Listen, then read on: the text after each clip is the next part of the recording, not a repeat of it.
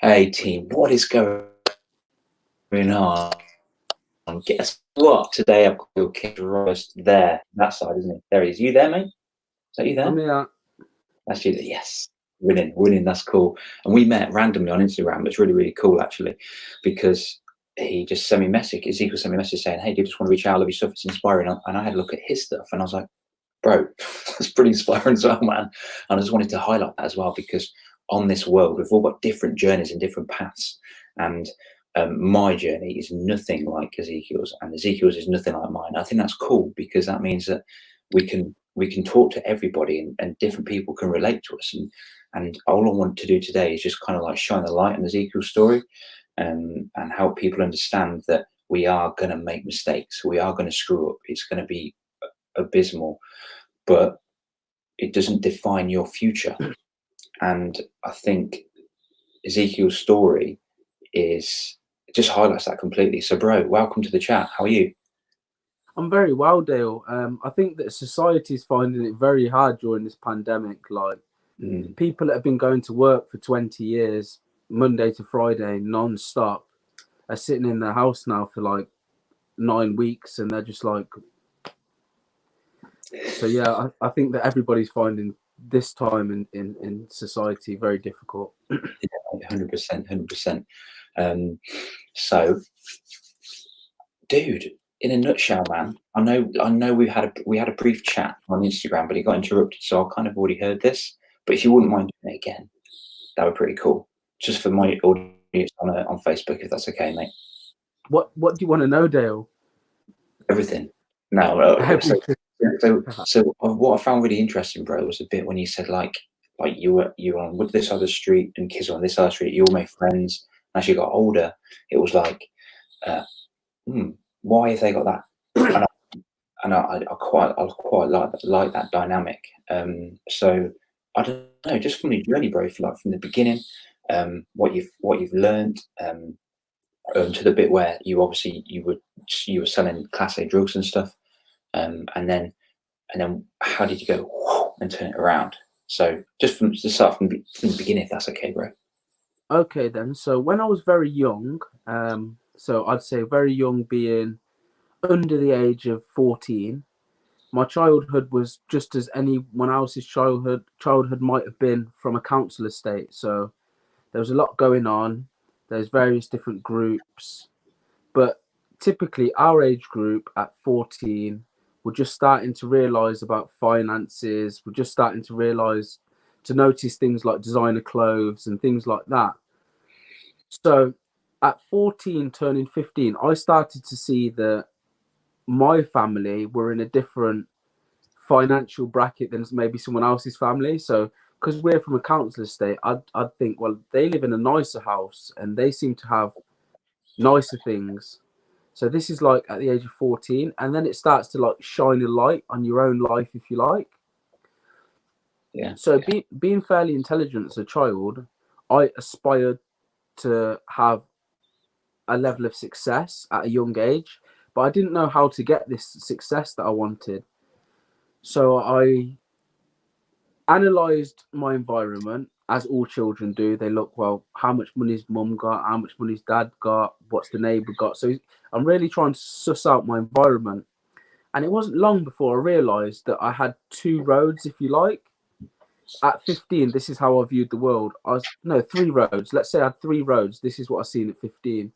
Number one was go and get a job for £7 or £8 an hour. It would start earning me cash quickly, but I know that I was always going to be, in my eyes, broke. Some people might be content with £300 a week. I wanted a lot more. So I thought that would make me broke. Number two, go to college, 4 years, become an accountant, and earn 50 grand a year. Now, when you're 15 or 16, if you tell a 15-year-old you need to do something for 4 years, he thinks that's a lifetime. He or she thinks 4 years is a lifetime. It's never going to finish. So I thought, go to study for an eternity to earn 50 grand a year. Or the third one that I had at 15 was sell drugs. And to me, selling drugs would enable me to earn 50 grand this year, not in 4 years, this year. So being young and dumb, I was looking at the world through rosy-colored glasses, or however you want to call it. And yeah, I just thought that I knew best. But what really hurts me, Dale, is that I didn't have nobody to stop me. I didn't have nobody. People wanted to stop me. My dad said, "Look, don't sell drugs." My mum said, "Don't sell drugs." My family said, "Don't sell drugs." But none of them could tell me why and give me an alternative that was feasible for me. I wanted to talk money, not morality. Yeah. Yeah, man. Yeah. By the way, guys, that snoring you can hear is this guy who's fallen asleep on me. Just saying, if you hear that random rude, he's normally a good listener, bro. It's funny, isn't it? Because it's like, what I love about that is that you're a kid that's got ambition. And if I was to be honest, I would rather that, because it tells me that you have got high aspirations, as it were, which is awesome. It sounds to me, though, that maybe you could have had maybe, and please, because I wasn't there, correct me if I'm wrong, it sounds to me like you could have had guidance on how to do that, and maybe a lesson on work ethic, because now, I mean, I know that you've worked hard, and it takes hard work to get to where you are now. Does that ring true? So maybe a lesson in work ethic, and maybe in. I think you're totally right.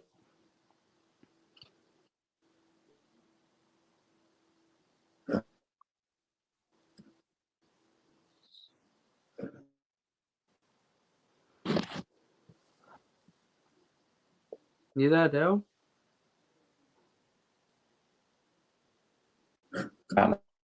Mate. Are we there? Yeah, I'm just about here, mate. Oh yeah, same. Yeah, so what would you have said to a child at that age, Dale? What I'll do is I'll take you off, mate. Take you from my phone again. So I'll try taking off video and coming back.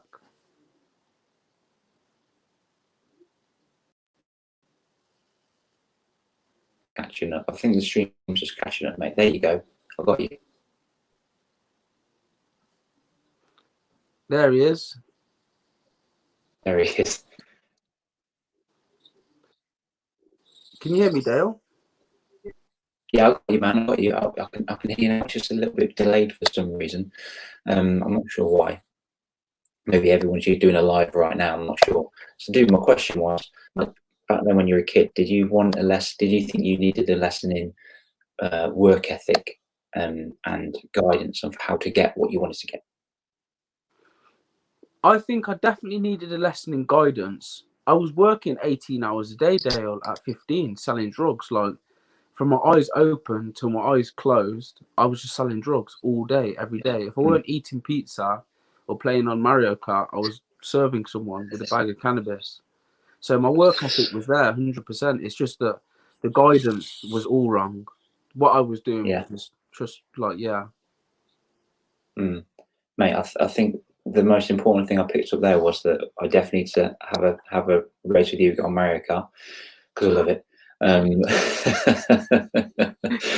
second, mate, so when as a young adult, you see what the brain does. Everybody listen to this. The brain picks the path of least resistance. That's what it does. And can I blame Ezekiel for doing that? Well, no, because he didn't really. He chose to do that path. I don't suppose he was hurting anybody. He was doing his thing. He was finding out his own ambition. But what is so amazing about this is that I mean, mate, that's cash in, wasn't it? You could still be doing that right now, but you could have other kids working for you. You could be making so much more money, but you chose not to. And it's a mirage. Drug dealing is a mirage. It's an illusion. It's like the rainbow. It's not there. Right. Because you get bags of money. But let me explain to you. When I was 15, 16, because drug dealers don't have very few drug dealers understand financial management. Right. Very few drug dealers understand how to make money work from. So investing in proper things. So at the age of 15, 16, running your own business, I'm talking about buying stock, selling stock, marketing your stock, storing stock, logistics, doing all that at 15 with no guidance when it's illegal, it's almost a recipe to fail. Mm. Because in business, you need a mentor. Yeah. You need somebody with a proven track record who can guide you to success. Yeah. And the first rule of business is to deem your business viable or not. So it's to sit there with your business plan, with your support network, and say, look, this is what I want to do. Should I do it? That's the first step of business. Is it something worth doing? And when it comes to drug dealing, the answer is no. Every time, no. You can go to jail. Police can take your money. No. Somebody can come and rob you. No. Somebody can kill you. No. The police can take your whole inventory. No. You can save up 100 grand and police come and take it. No. You can buy your dream car and dream house. The police can take it. Proceeds of crime. No. So it's not viable. I should have stopped at day one. Mm. Nobody was there. Nobody that I would listen to was there. People were telling me, don't do it. My mum and dad don't do it. But I just weren't listening. I wasn't hearing that. I wanted to talk money, not morality, remember. Yeah, man. Yeah, 100%. And I already know the answer to this question, but I think it'd be cool if we hear it again. If you now met your younger self that was in the zone, that was doing all that you're doing, would the younger self listen to you now? Yeah, I would listen to me, because I would say, look, I can say to a 17-year-old child, or not 17, I can say to a 19-year-old kid, stop selling Coke. And he's going to say, why? I'm going to say, because the Coke that you're selling is not proper Coke anyway. You pay this much for it. It's produced for this much for it. This is the sentencing guidelines. This is your competition. This is what you're up about. This is all the unseen. These are all of the unseen possible implications of what you're doing. So everything looks rosy to you, but have you thought about this? Have you thought about that? And he's going to say, no. I'm going to say, well, that happened to me. Have you thought about this? He's going to say, no. I'm going to say, that happened to my mate. Yeah. Yeah. Does this happen in your area? So why ain't that going to happen to you? I'll open his eyes to so many different things, and he'll be looking at me thinking, and I can say to him, look, well, I sold Coke and it didn't get me a Lamborghini and a property portfolio. So what makes you different? Yeah. Are you a better drug dealer than me? Are you more dangerous than me? Are you physically stronger than me? Have you got more contacts than me? He'll have to rationalize with me, because I was in the trade the same as him. It's like being, okay, then, if you're trying to run a corner shop and the owner of Tesco's comes up to you and says, look, mate, this ain't going to work, you're going to listen to him. Yeah. Yeah. If you own a corner shop and the owner of Aldi comes up to you and the two brothers and say, look, mate, you're doing this wrong, you're doing that wrong, you're going to listen. Well, they know, don't they? They've been there. They've experienced it. They're the boss. Yeah. Yeah. And just to pre-frame this conversation as well, guys, kids are obviously watching this as well. So if you ever need to reach out to me or Ezekiel, because there's some words you don't understand, in particular drugs and stuff, then please do. This is going to be a quite tense conversation. When you do listen to it, when you do reach out to us, make sure your mum and dad are there as well, so they can guide you as well. I think that's really important. And this might be a bit hard hitting. It may not be. But one thing I do know is that every single kid watching this, mate, is going to be watching this respecting you, respecting your model of the world. And I think that's really cool as well, because like some people think, Ezekiel, drug dealer, waste man, So, okay, cool. I get that. I get you may have said that. Maybe drug dealing scares you. Maybe that's what your mom said to protect you, to make you think that. I get that, but there's a person underneath as well. That there's a reason why that kid, 14-year-old kid did that. But there's an even bigger reason as to why that kid is now turned into an adult, and completely carving his own destiny. Because it's almost as if, like, here you were 14, you got this way, which is more selling drugs, and you got this way, which is the path you're on. You know, look, that bridge behind me, you chose to walk down that bridge, you know, into the unknown, and instead of staying stagnant as you are. And I think that's really cool, man. So now you're doing so many cool things. You've got a book, you've got a business, you've got a business partner, you're speaking, you're helping other kids. Like, I know I've just glazed over them, and it doesn't do it justice. So let's touch on them. So, dude, book. What's it called? What's it about? It's called From Innocence to Arrogance. So what happened, Dale, was I went on this journey from the age of 15. I started getting involved in selling drugs and stuff. And then, like, first I started with cannabis, and then that slowly escalated to Class A drugs and guns and stuff. And then I got arrested at 21 and put in prison. And it was terrifying, it was, because at 21 you go to an adult's prison, and I'd never been to prison before. So I was thinking, I'm just turned 21, I'm going to be the youngest person in the prison. I'm going all the way to prison, all the way in Yorkshire, in Sheffield. I was thinking, I've never even been to Sheffield. I'm thinking, I'm going to prison for the first time in Sheffield. I was thinking, my life's over. And to be fair, it was one of the worst times of my life. Jail was. You know, prison was. You hear a lot of people say, "Oh, prison weren't that bad." Children, I promise you, prison is the worst experience that you would ever wish to do. I'm talking about, there's cockroaches on the floor. There's these little lice things. You don't get your own bed in. You're sleeping with duvets that 100 people have slept with before. They're giving you boxer shorts to wear that somebody else's. I'm talking hell on earth, this place was. So I went to prison, Dale, and when I got released after 8 months, I decided it was all I knew. Crime was all I knew. Like, I had no money. I'd just come out of prison. I'd had an inventory of stuff that I'd put away before I'd got arrested. I went and picked it up, sold it, and carried on doing what I was doing. It wasn't long before I was back in jail, Dale. So I was back in prison. Then I got released again. And I, of course, went back to the only thing that I knew, because crime was my job. It was my profession. That's the way I used to see it. I thought I would love to be a banker. I would love to be a proper entrepreneur, but I don't know any entrepreneurs. I don't know no one in the corporate world.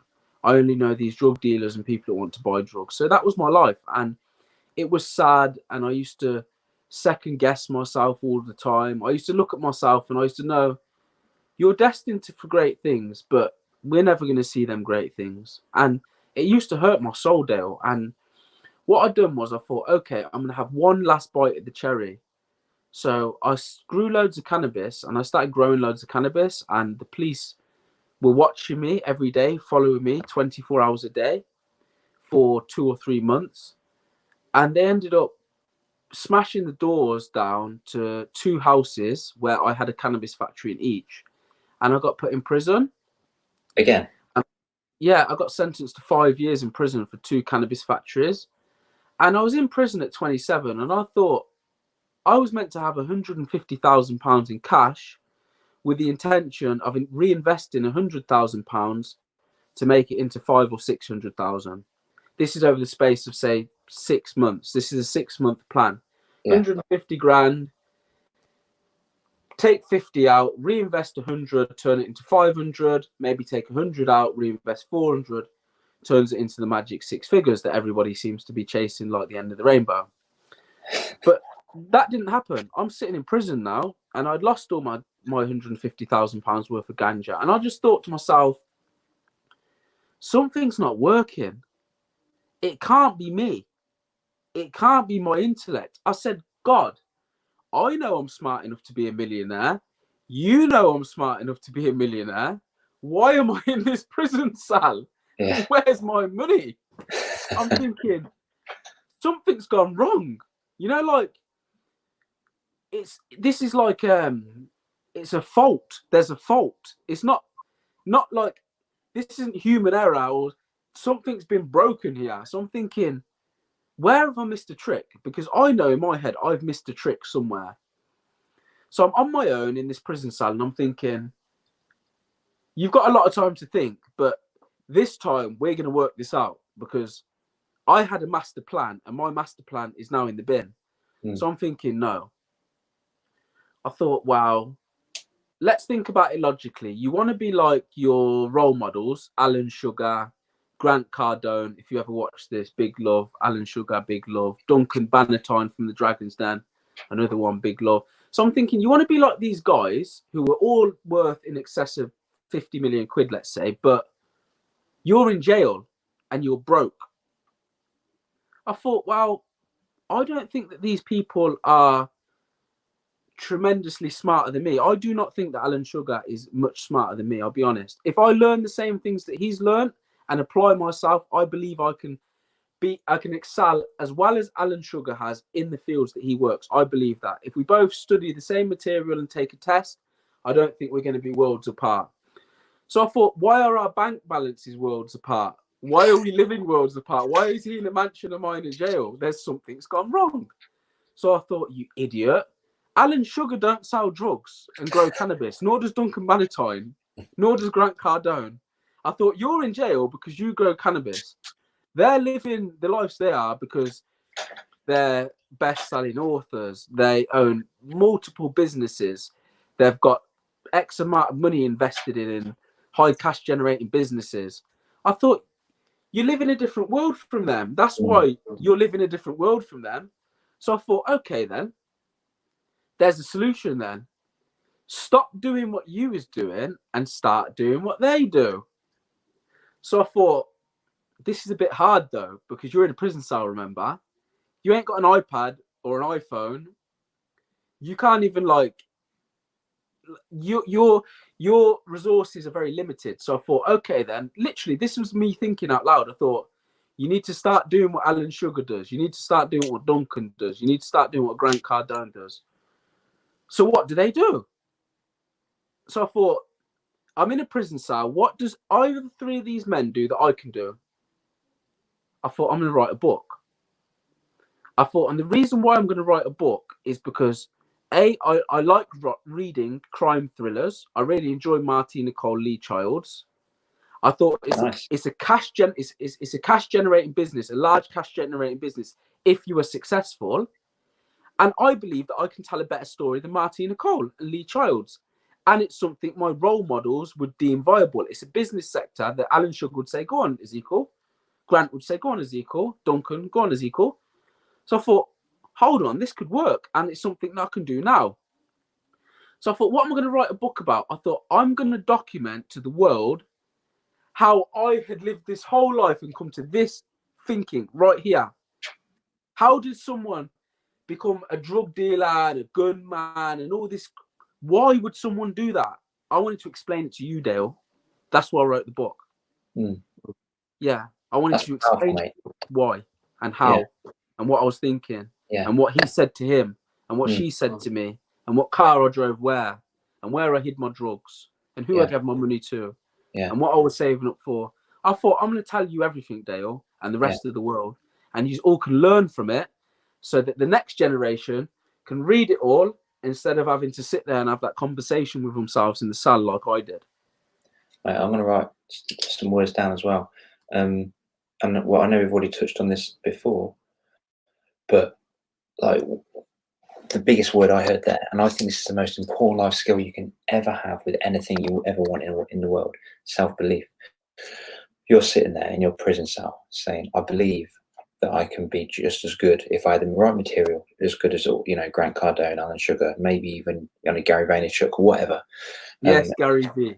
Gary V, big dog. Big.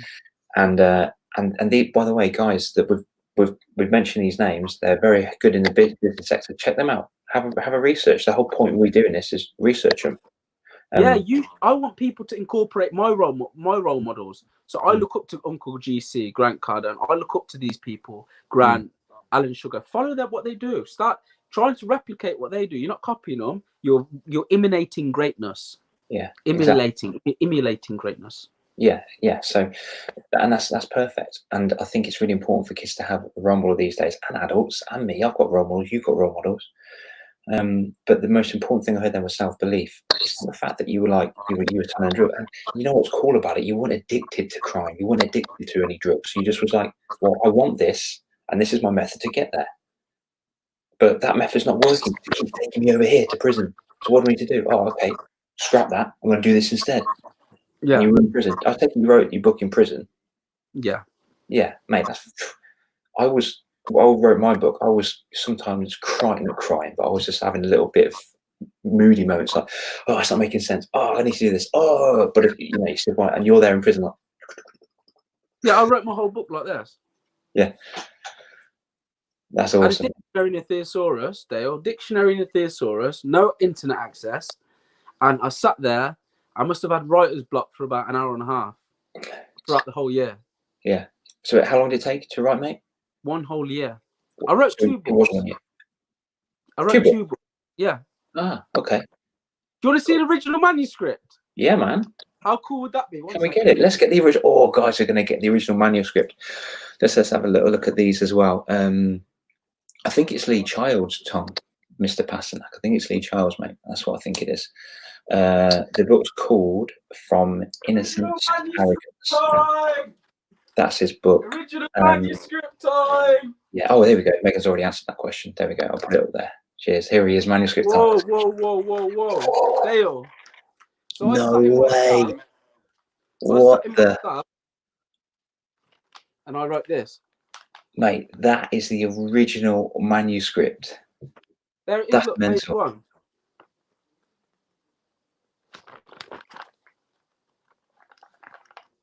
Plenty That's notes. crazy. My writing's fairly decent as well. Look, but my it's so weird, my writing style, and this is why I believe it's a gift, because I'll show you what I mean. I won't do it with my first book because that's on the market. Yeah. What I'm gonna do, this is my second book, Dale. Yeah. I put it in sleeves. Yeah. Okay. So what I'm gonna do is, for everybody there, I'm gonna pick from. I want you to pick a number, Dale. So I've got sleeves here, and I've got 1, 2, 3, 4, 5 sleeves, Dale. Yeah, that comprise my second book. I want you to pick a number 1 to 5. Anyone? 2. Okay. Look, we're gonna go 1, 2. So I'm gonna take out the contents of sleeve 2. Oh, don't mix it up, mate. No, I'm not gonna mix it up. Tell me when to stop. Stop. You're mental, you are, Cyrus. I'm not going to end up dead, am I? Mr. G asked half seriously. I hope not. I want you to get me out of prison so I can take you for a cocktail, I replied as I smiled at him and stood up ready to face the opposition. My interview was similar to the one I had months before. The police were a lot more aggressive in this interview, though. I could tell that DS Ross and his colleague were annoyed with their star witness being murdered, and now they had no evidence to prove I was involved in this murder. So basically, I had up 2 murder investigations for him. When your boss finds out you let a witness in a murder investigation get murdered by a man in prison, and on top of that, you can't even prove that the man in prison has any involvement, you're going to be lucky if you can get a job as a traffic warden in Alaska. I felt like giving DS Ross a piece of my mind. I wouldn't dare. That would be all he needed to confirm his suspicions. Where's the phone you used to arrange the murder of Mark Patterson, Cyrus? If you didn't arrange the murder, who did arrange Mark's murder? You were angry that Mark made a statement confirming your involvement in his friend Morris's murder, Cyrus. These asked me hundreds and hundreds of questions. They used emotive questions that tried to play on my emotions and conscience, like, how would you feel if your loved one got murdered? To reactive questions to try and get a reaction from me. Was you angry that Mark wasn't scared of you and was happy to make a statement against you, Cyrus? I just sat there through it all thinking, no matter what these 2 men say, my lips remain sealed. Oh. You can read it anywhere. Mad, you can read it anywhere. It's literally, it's a gift. It's like I took a step towards doing something good and everything was made easy. Do you know what as well? I think that was really cool. You reading that added a bit more substance to it because it's from, it's from you. That was awesome. Yeah. Dude, that's really cool. I like that, mate. First of all, I really appreciate you for reading it out to us. That's awesome. Oh, you're welcome, Dale. You're I'm more pretty, and do you know what as well? That's cool as well, because you don't think about this, do you? Even if you're watching detective movies, or I don't know, when someone's being you know, interrogated, like emotive questions, reacting questions. And I said, how would you feel if someone did this to your kid? How would you feel? Oh, and that's just what they want. But if you know you didn't do anything and you're innocent, then you know you can't fall for their traps. You can't fall for their games. That's really, mate. That's powerful. I'm glad I said 2 and stopped when I did. That's cool. Not that I play for that or anything.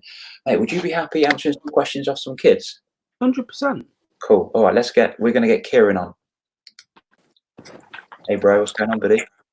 Hi, I've forgotten my question actually at the moment because there's been so much chat that it's maybe forgot my question. You got lost in Ezekiel's book, didn't you, bro? That's what happened. Yeah. Like me. All right. Well, I'll tell you what then, dude. We'll come back to you. Have a little think. Mute yourself. We'll keep you on the screen. Just mute yourself, and we'll go. Zach, you got a question, bro? It's not really a question. I just wanted to say something that is amazing and keep on doing it. Go for it, man. That's amazing. Keep on doing it. Oh, there you go. Thank Yeah. That's very kind of you. Thank you.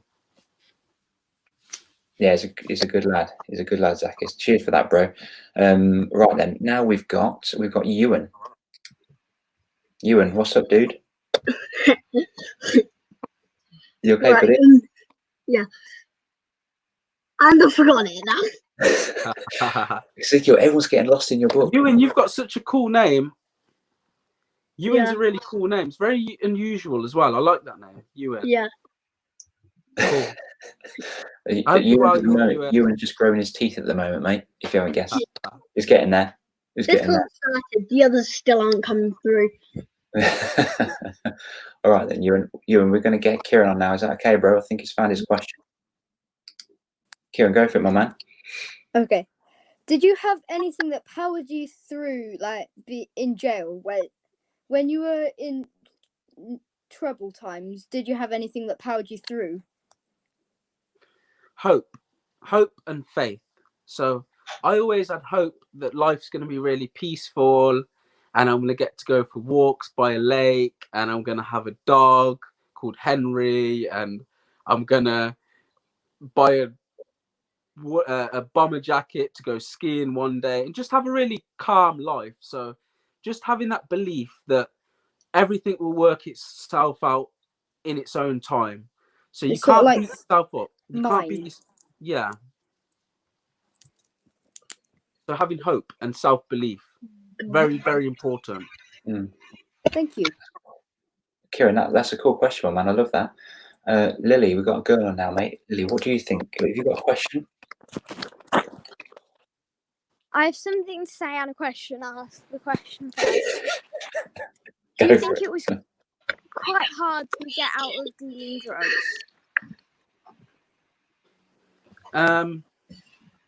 I wouldn't say it's hard to stop dealing I drugs. think the mic's muted.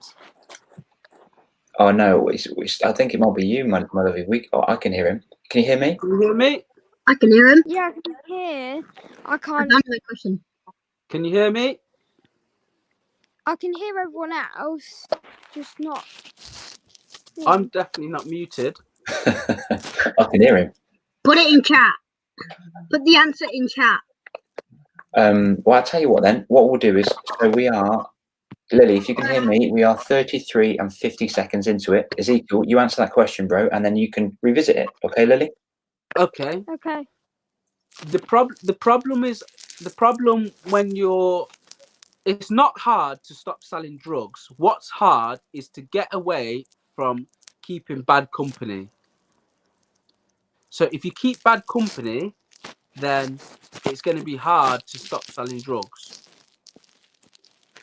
But if you keep good company, then if you keep bad company, then it's going to be very hard to stop selling drugs. But if you keep good company, then it won't be hard. So you need to be very careful that you're spending time with good people and the right people. That's a top answer, man. I love that. And how, You have but to, mate, you have to surround yourself with good people. You have to, because if you're with negative people and people that are doing bad stuff, the chances are you're going to be doing bad stuff. so what? How do you know what's good and bad, or good and bad people? I know, and it might be obvious, but I don't know. Okay then. I don't think that when people are doing bad stuff, so when people are misbehaving, then at that specific time they're bad people. So when someone's being naughty or doing something they shouldn't, they're being a bad person. When someone's doing something good, they're a good person. So if somebody's always trying to be naughty and break the rules, then you want to give them a wide berth. You want to stay away from them because on the merit of their actions, they're bad people. So stay away from them. Yeah. You only want to be spending time with people that want to do good things and positive things. Then Yeah. Nice one, what I bro. was So going, Megan, oh Lily, so I think Ezekiel's answered the question. Did you say you were going to say something as well, Lily? yes. So while I was on a bike ride once, we were going somewhere and because we were doing social distancing. We waited to let some people pass, and they said, "Thanks, kids. Stay safe and don't do drugs." So just thought it'd be. There you go. Okay, and that could be, and so Ezekiel's sitting here, hoping that's the only extent you will ever have of drugs. Yeah, praise God. Yeah. So that's really cool. Thanks for raising that, Lily. Appreciate that. Megan has written a comment, dude. I don't know if you can see that on your screen, Ezekiel, but she's got, are you going to publish it? Yeah, of course. I think he definitely is, but I think the question is when. I'm going to release my second novel at the end of this year. Cool. Dude, I'm sorry, I'm going to interrupt. Do you reckon something you might be interested in, maybe hosting kind of like real writing workshops? I'd be happy. I'm happy to help the youth of today, however I can. So, however I can help. If anybody needs advice or support or anything like that, equally, if there's any parents watching that are like struggling to have clarity about anything or have questions about anything or want any information on anything, please just reach out. Like, that's what my mission's about now. My mission's just about helping people and giving back. So if anyone needs any help, any support, or I've got any questions, reach out to Dale, reach out to me. It's perfectly fine. I'm happy with that. So any help writing, anything. Yeah. I wrote something else down as well, dude. So self-belief for me is the most important one, just as for me. But you also, what's helped me in the past is being vulnerable by opening up my own doors to talk to people. And I think you being vulnerable in prison, writing your own story, is you being vulnerable in a way that's exposing yourself and saying, look, this is really what it is, and this is what it was like for me. And I probably don't really want to say or feel uncomfortable saying, but I'm going to say anyway because it's going to help Dale understand, it's going to help Kieran understand, it's going to help you understand. So if anything, like, vulnerability is the path to releasing kind of like pent up frustration or turmoil or whatever word you want to use, and a method of helping serve other people. Dale, one thing that's very important for these children to know as well, when I wrote this book, I was called a lot of names. I was called a lot of names by like some like big bullies, if you like, calling me names. Now, this is the thing, you know, if I would have continued to do bad, people would have still called me names. So if I would have still been a drug dealer, people call me names. So if I stop being a drug dealer and start doing something positive, people are still going to call me names. So the important thing to learn here is that you're damned if you do, you're damned if you don't. So it's better to just do what's best for you and what's positive. Because you've got to look yourself in the mirror at the end of the day. You've got to live with you. So don't worry about the people who are going to call you names, because you'd prefer to be being called names for doing something good than doing something bad. So you just make sure you're doing what's best for you and what's in line with what the people who love you want you to do. So that's mom, dad, brothers, sisters, uncles, aunties, granddad, grandmother. Do what's in line with what they're saying. Forget what everyone else is saying. That's my advice. Yeah, that's cool. Like, and mate, I love that advice. Like the most dangerous words in humans is, oh, what will they think about me? What would happen if I do this? What would they think about me? So what? The most important, you were talking, you and Lily, Zach, everyone else, Megan, Tom, you were talking. Who's the person you most talk to in your entire life? You're talking to yourself every single day. So you're the most important person. It's like you've got a man across the table, and then you've got the man inside your head. I'm saying man because I'm a man. Man across the table, man inside my head. It's like, why would I want to impress the man across the table when this man inside my head is with me 24/7? I want to impress him. I'm with That's you. That's what I think, bro. I'm with you on that one. Yeah. So, by the way, just before we kind of I'll ask my questions again, because I've just hogged Ezekiel's time. Anyone else that's on here? So Tom Passnat's watching. Well, it's Lee Childs, isn't it? Not Giles, it's Childs. Sorry? It's you know, the book. Lee Childs. Yeah, Lee Childs. Yeah, cool. Yeah, my mum's got some of her books. Oh, really, Zach? That's cool. Yeah. Cool. Free for all. We're all talking. I still need to. I found my question. We're on the screen right now.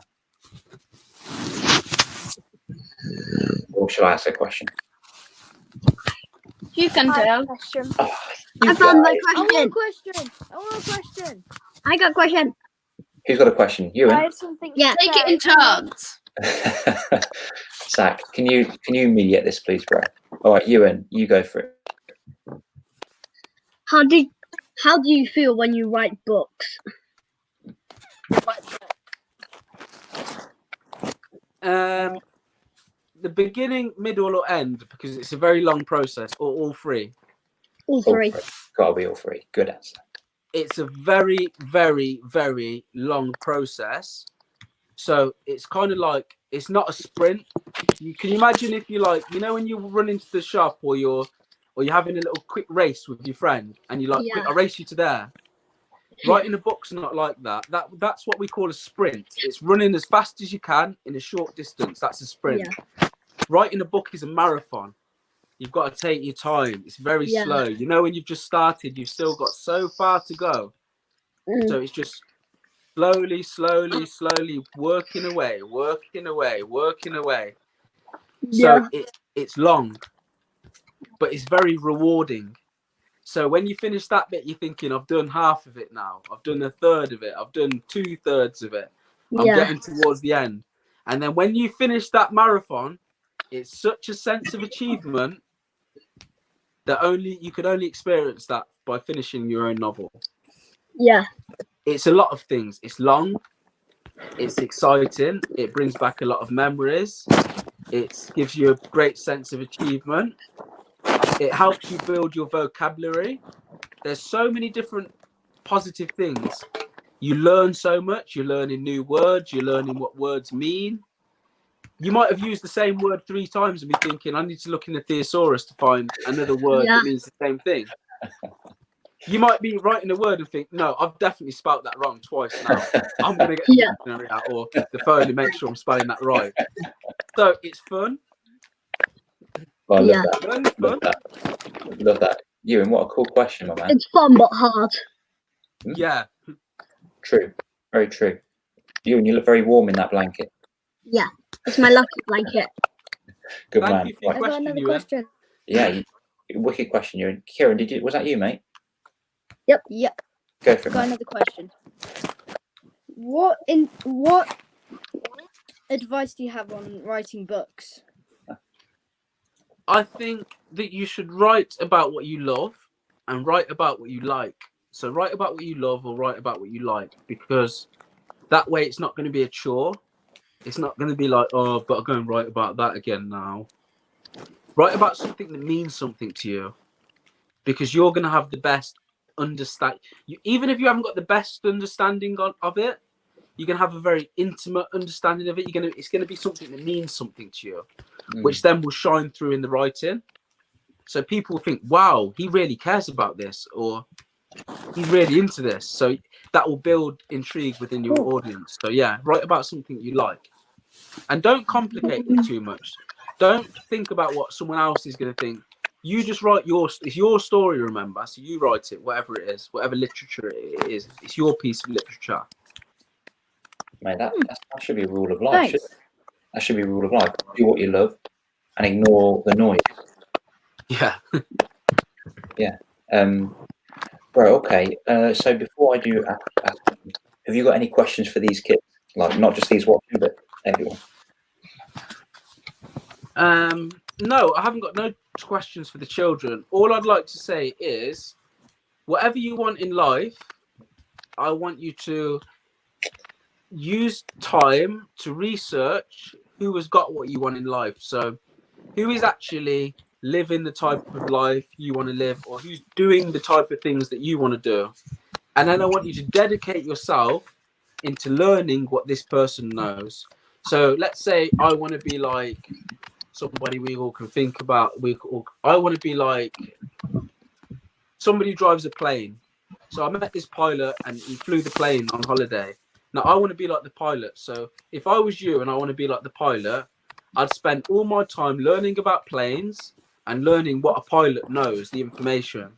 Because once I know the information that the pilot knows, the chances are I'm going to be flying a plane. So find out who's doing what you want to do, and then spend time learning and becoming this, as informed as they are in whatever it is, and you'll be doing what they do. And then enjoy. Mate, dude, I think you just accidentally answered my last question, which is what would you say to your 11-year-old self to help them impact the world? I'd say go and study day trading for 2 years, and then go and get 200 quid off your mum, 200 pounds off your mum, and turn it into 200,000. Cool. I'd say study day trading for 2 years, open a demo account, trade on it successfully, and then go live and go and travel the world. Yeah, and enjoy your life. You'd say that to your 11-year-old self? I'd say that to probably my 13-year-old self. Okay, that's cool. I love that, man. So you really open the doors as well, and if anything, that's how teaching maths, isn't it? Oh, sorry, to my 11-year-old self. Sorry, Dale. What I'd say is, you're only 11. Go and have fun. Play with your friends. Have some fun with your friends. Go and ride a bike. Go and build some sort of. Go and get some like wood and make some sort of like drawers or some sort of like. Go and make something. Go and build something. Go and have some fun. Love it. Get a pet dog and teach him to sit. I don't know. Just have fun. Like, you've got so much time ahead of you. At the age of 11, you've got so many years. And I know a year seems like a year. You're like, that's forever. But you've got so many of them. You might not seem it now, but you've got so much time. So just don't ever put pressure on yourself. That's mum and dad's job. Pressure is mum and dad's job. You're 11. You just chill. The rent's getting paid. I got another question. Just relax. Lovely. I got another question. That's cool, man. Well, bro, where can people find you then if they want to reach out? Instagram, Facebook. Yeah, Instagram, Facebook. Contact Dale Vincent, life coach. You can contact him. Contact me. I'm talking to him quite often these days. So. Yeah. So on Instagram, guys, Dale. It's Ezekiel _King _author, by the way. Just keep your Instagram just there. So yeah, Ezekiel _King _author. That's how you find Ezekiel's Instagram. And like we said, if you've had a really good conversation about so many things, if there's anything that's a bit confusing, I have another question. Don't do it by yourself. You've got people there to support you. You've got us now. So if you've got questions like, oh, Ezekiel, you said this, what's that mean? Oh, it means this. But make sure your mum and dad are there, okay? Sweet. All right. Mate, have you got any kind of like last parting word you want that you haven't said yet? I have another question. Question. Who's got a question? Ruben, you got a question? Yeah. Squeeze it out, mate. Go on. If a person went up to you and they needed help some advice on how to have a better life, what would you say to them? That's a very interesting question. It depends on what their problem is, because everybody's problem's different. Chances are one of the problems, what chances are most problems relate to environment. So because you're young, you spend a lot of time with your families and your loved ones. That's why I said it's important to pick the right company. When you're old enough to go and spend time with whoever you want, make sure it's the right people, because the chances are most problems could be solved just by taking someone away from where they are and moving them somewhere else, where all of the environment that was here, where the problem is away. So you want to save yourselves from even getting into that by having the right company from day one. So it depends on the problem, but I'd firstly say maybe change your environment. That's true. Yeah. That's very true. Because if you lived in a messy environment, you're going to have a messy head. If you hang around with people that smoke, you're going to be a smoker at the end of the day. So it's about surrounding yourself with positive people as well. I think that's really, really cool. I love Good that. answer. It's a good question as well, Ewan. Okay, so thank you for that question. That was really cool. Guys, I know Ezekiel agrees with me, but these questions are so insightful and they make us think, which is really cool. Really, really cool. All right, guys. Get my little camera on the go and do a little video. Everyone wave goodbye to Ezekiel. So, team, I'll catch you later. Karen being awesome. See you later. Bye. Peace out. Peace. Bye. Bye. Peace out. Bye. Peace out.